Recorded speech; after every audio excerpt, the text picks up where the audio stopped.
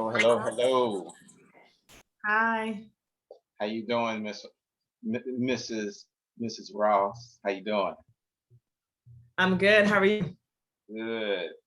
I'm going to introduce you right quick, and then we'll jump right into Q&A to be as Okay, time perfect. economic as possible. Hold on one Thank you. moment. Hold on, hold on.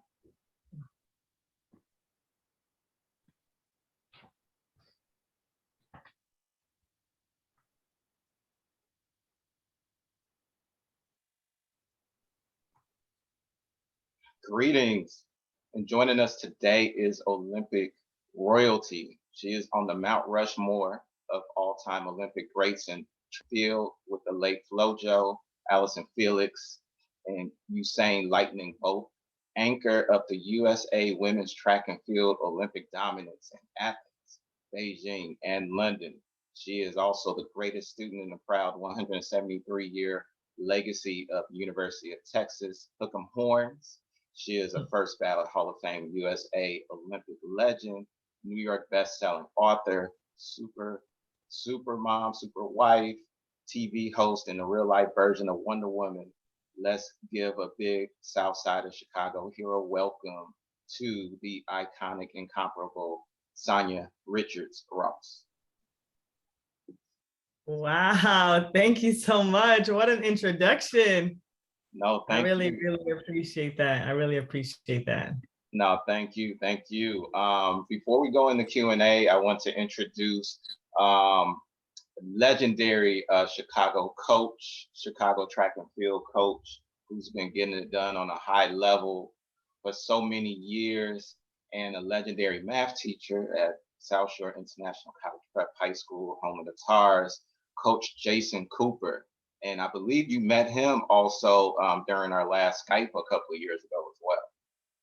Are you there, Coach Coop? Yep, I'm here. Good morning, Sanya.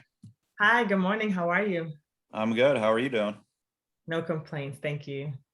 And Coach Coop, can you introduce some of the coaching staff and students that's on the call with us right now before we go into Q&A?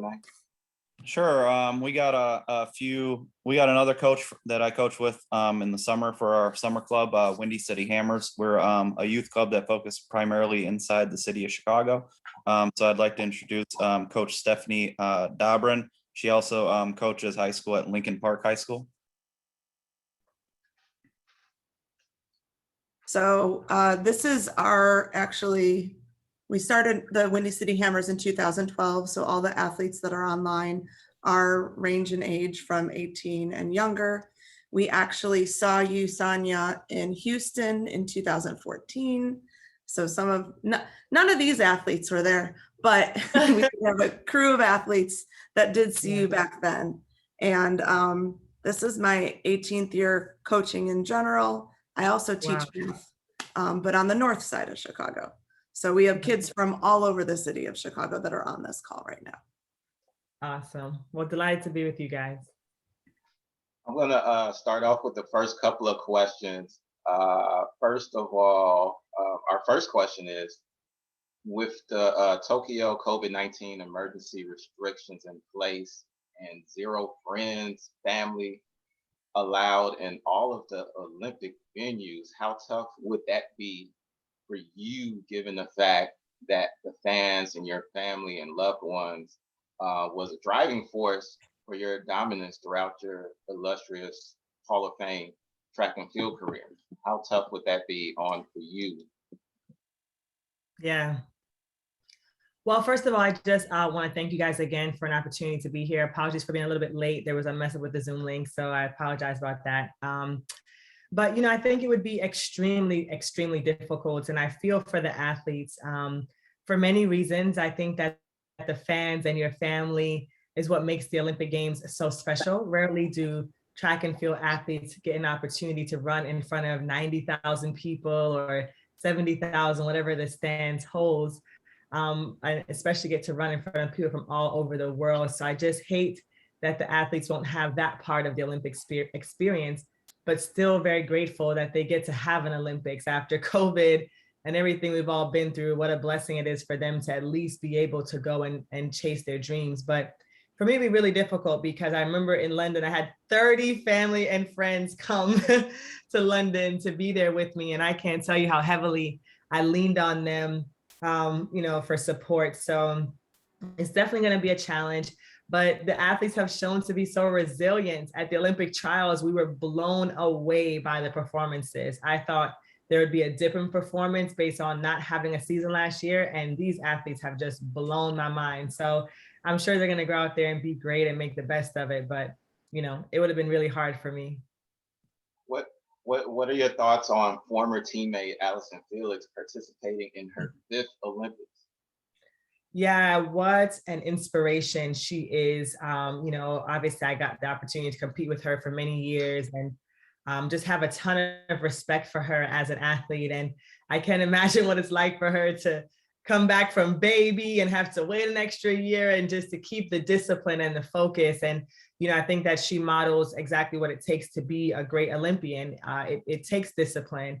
It takes hard work. It takes that attitude of never giving up and never quitting and never letting any of those obstacles stop you from, achieving your goals. And so I'm super excited for her, looking forward to see what she will accomplish in Tokyo. And I'm sure she's going to bring home more hardware. So just exciting for her. Yeah. I'm going to ask a couple more questions before I pass the microphone to Coach Cooper, Coach Stephanie, and the wonderful students. Where can we catch your entertainment show, Central Ave, with Felisa Bermudez?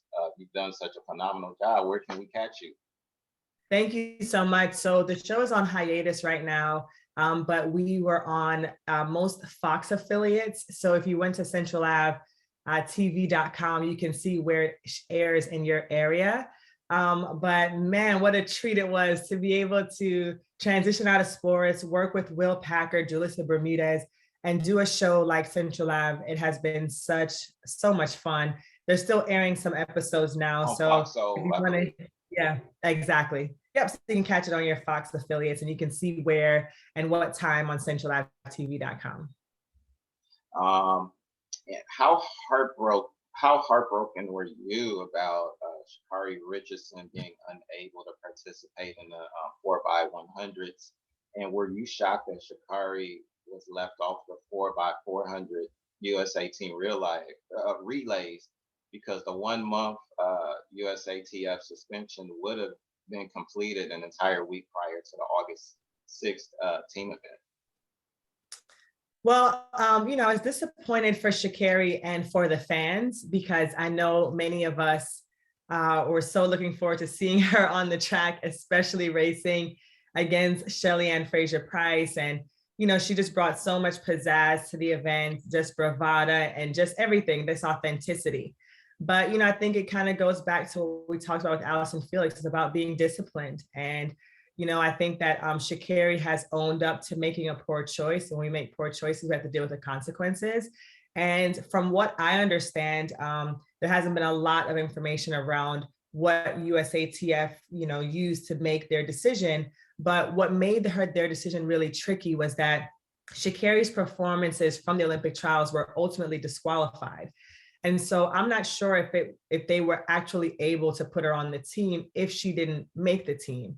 And so it was very tricky for them. I think obviously everybody wanted to see Shikari there. And I know she wanted to be there, but, I think what's important, especially for young people, when you're thinking about, how you approach life, it's about even in the worst situations. I know Shikari was going through a whole lot with the loss of her mom and all of the things. You still have to be mindful of every choice that you make and how it will impact your future.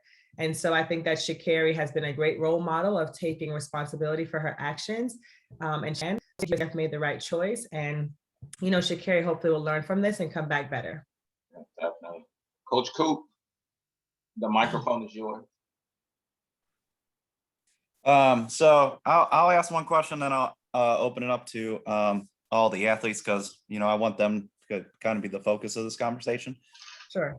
One thing that kind of always comes up that the kids ask is they're like, all right, during training, I'm always feeling some type of pain. So can you kind of like just make a comment on the commonalities of pain occurring in just training and Yes. the stress it has on the body, and how it's kind of normal just kind of go through those things. Oh yeah, there is a big difference between, feeling some kind of pain, tightness, soreness, and an injury. And so I think you have to be, listening to your body, and obviously not letting the body's aches and pains make you feel as though you can't continue to push forward. And so, obviously, especially when you first start training again and the body has been potentially resting for a month or two, you're going to feel a lot of aches and pains. I remember when I would start back in the gym, I couldn't straighten my arms for the first couple weeks. I felt like my legs were going to fall off. And so soreness and tightness is absolutely a part of training. The body is just getting adjusted to the load of the workouts, and it will get better and better. I think what is important to listen for and to pay attention to is if you have sharp pains, severe restricted mobility, after, going through the first part of your training, I think you have to be mindful of those kinds of things. But yes, it is 100% normal to have a hard workout in the weight room, a hard workout out on the track, and feel like your body is really sore and in pain. And so for those things, I would recommend taking ice baths, doing foam rollers, lots of stretching, lots of water to hydrate the body. But yeah, I think, we don't let the body fool you into thinking that you can't go further, you can't push because you're feeling a little bit of discomfort. That's absolutely normal.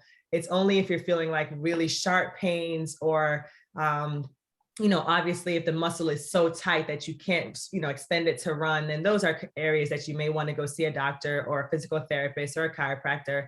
But yes, the pain is normal. Welcome the pain. It's a part of the process.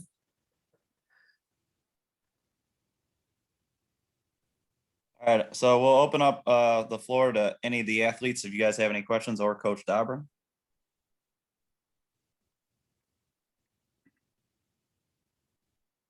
Oh, you put it in the chat. Hey, you guys. We have a question here. Alexis is a 400-meter runner, like Ms. Ross. And she's doing really well and progressing well. Just wondering if you had any tips. Like, we break down the quarter mile into 400s, and right now Right. she's having a little trouble with the second half of her second 100 and her third 100. Any training tips you could provide, that would be awesome.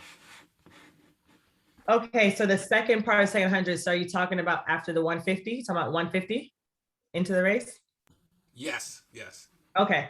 All right. So I'm going to give a little bit of racing advice. I don't really like to give training tips because I think that can get a little bit confusing.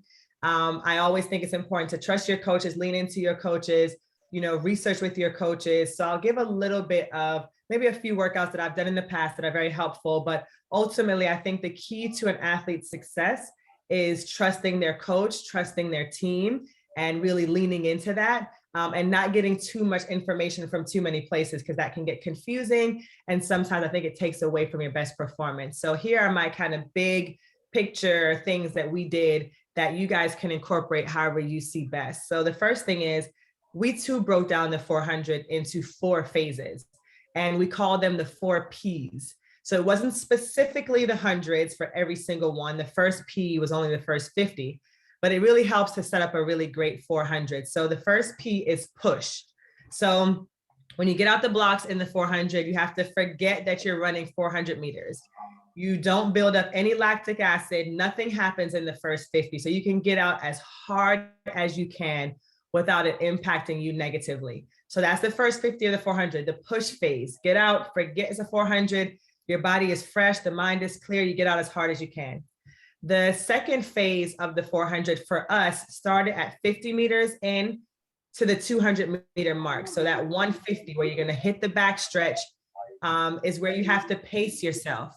It's super important that you find a good rhythm on the back stretch. So for me, when I was aiming to run 48 seconds, my goal was always 12, 12, 12, 12, right? You can't run 12, 12, 12, 12, but I was trying to always average. Like, how do I do that? And so the first 50 got me out fast. I would use my momentum down the back stretch to get on that 12-second pace. So whatever your goal is, if you're trying to run 52, 53, 54, maybe that's 15-second pace, whatever that pace is, you want to figure out that pace down the backstretch to be able to get comfortable, catch your breath, and get ready to work the final 200 of the race. The third 100, we call that the position phase. So that is when you, for the first time, start to really compete. The first part of the 400, you're setting yourself up. You're not worried about your competition. I don't care what they're doing, how fast they're running. You're not looking at your competition in the first 200. The latter part of the race, the second 200, you start to compete. And so in the far turn is where you start to position yourself. And one of the things that we forget as athletes is that in the turn, you're going to run slower than the straight because of centrifugal force pulling at you, right? And so it's important that you start to work a little bit more aggressively in the turn than you would on the straightaway to maintain that pace. So that's where I want you to try to pick up your pace. As soon as you start to hit the turn, just gradually start to increase your pace so you can keep that momentum. And then the final 100 of the race is called our poise phase of the race. This is where you've done all the work, you've set yourself up for success, and you just really want to focus on your arms and staying up tall and driving to the finish line. A lot of times we start to panic and we'll start to get our arms will start to go out, we start to lose form, and you lose and give back so much of that great pace that you've been on. So you have to remember to stay poised, big breaths, eyes on the finish line. Don't look at the clock. Don't look back, eyes forward, and just really focus on driving those arms up. So that's kind of big picture how we set up the 400. That was Coach Hart's method, Michael Johnson, myself, and Jeremy used for success. Some of the workouts that I thought, there were 2 or 3 workouts that I thought were really great. This was one workout that coaches, you guys can think about this, that I thought was fantastic, was we would do 300 100s. So basically we would run a 300 at race pace. So if your athlete is going 14 seconds, 15 seconds, they learn that pace, they take a minute rest, and then they give everything they have for the final 100. I thought that was one of my favorite race execution workouts that we would incorporate. So we would do one of those, and then we take 5 minutes rest and come back with another 300, but this time we're race pace to 200 and then giving all we can around the curve and really working on driving that curve. Even though obviously you're never going to run it that fast in a race, it just gets the mind and body prepared for what that feels like when you go all out on the turn. So that was one of my favorite kind of race simulation workouts that we did. And you can do any combination of that. Sometimes we did 2 of the 300, 100, 1 of the 300 on the turn. Sometimes we did vice versa, 2 300s, 1 300, 100. But I think that's a great workout for you to incorporate. It helps to work on pace. And then the other one we did was repeat 200s, where we would do 8 200s and we would run a 200 in 30 seconds pace. Obviously, coaches, you would do it where whatever made sense for your athletes. And we would take 2 minutes rest and we would do 8 of those. And I thought that was also a great rhythm workout for us to be able to kind of work on pacing with minimal rest. Yeah, so that's my spiel on the 400. Obviously, there's speed work, there's all the things that you do, endurance, because the 400 is all about endurance and speed. So I know that you guys know all about that, and I'm probably incorporating some great things, but those would be 2 of the workouts I would recommend. And that is how I would recommend you structure the 400, kind of big picture structure. So I hope that helps. Thank you. That's great. You're welcome. Also, what is your fastest time for the 400? So I am the American record holder, Alexis, and I ran 48.7 seconds. Wow. Thank you. You're welcome. There are a few questions in the chat box. The first one was, after having a long time off, what are things that you can do to get your speed back or even faster? Well, I think that you have to think of your rest as important as your training. So when you have that off season, it's not about totally just becoming, eating junk food and doing all of those things. It's still taking great care of your body, making sure you're getting your fruits and vegetables, lots of water, just so that you're preparing your engine for greatness, right? Like I always say, you're a Lamborghini. And you don't put the same fuel in a Lamborghini that you do in a Kia, right? Like you got to pay, you got to get that expensive gas. So think about your body as the highest quality vehicle, whatever car you love, that's what you are. And you need to put that high quality fuel in your engine. So always remember that, always get the best foods that you can, drink lots of water, stay hydrated. And then when the season starts back up, I think that what's most important is that it's the same thing in life right now. I think everybody wants this quick fix and quick solution. It's not, it's a process. You start off with, the fundamentals in the early part of the season. So whether the coaches have you going on long runs or you're starting with functional exercises, body weight exercises, it's really building up those small muscles to prepare you for the heavier and harder training. A couple of things I did when I was in high school, my senior year in high school, I started doing 1,000 sit-ups every day. And, that was because the core was so important to running fast in the 400. Most athletes, when they start to break down in the quarter, it's because their core is so weak. And so if you strengthen your core, it will help you to get stronger, which Coach Hart always said, strength and speed are synonymous. So don't forget, when you're running over distance, when you're running those repeat 800s, 600s, you're actually getting faster. It might not feel like you are because you're not sprinting, but you are getting faster. And so it really is about just focusing on those small things, getting your rest, making sure you're doing your prehab. So stretching, foam roller, ice baths, Epsom salt baths, all of those things. And then obviously you guys all know speed drills, like, the speed drills really help. Can somebody go on mute? Because I think it's like that. Yes. Yeah. Okay. Thank you, Stanley. Yeah. So it's, the speed drills that you guys do every single day, A skip, B skip, that stuff, working on your form.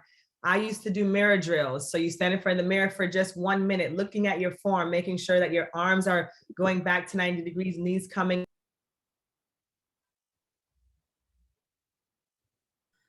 It looks like we lost her. Okay.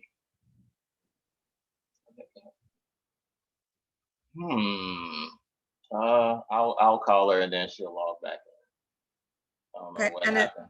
And it looks like there's a countdown coming down. So I don't know if Okay, so hold on. Before we go into, hold on 1 second. Oh, there you are. Realized my computer was dying. It just like went, poof. Oh no. Mrs. Richards Ross, before you close out this last question, because I know we started kind of late, we're timing out, like we only got about 5 more minutes. Is there any possible way after you answer this last question, if I can send you a new Zoom link where we can close out with the best questions in 10 minutes? Yeah, that's fine for sure. I have a call at 12, so I'm yours for 15 more minutes. No problem.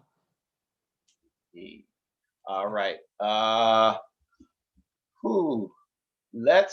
Let's actually shut down now so we could be as time economic as possible, and then I'm gonna send Coach Cooper, send you Mrs. Richard Ross the Zoom link right quick, and then we'll close out with the last 10 minutes. Can you just drop the new link in the chat right now? Oh yeah, that's a good idea. No. Oh, I have to. I can't do 2 simultaneously at the same time. Okay. Oh, right. Okay. All right. Send it to me. Thank you. All right. I'll see y'all shortly.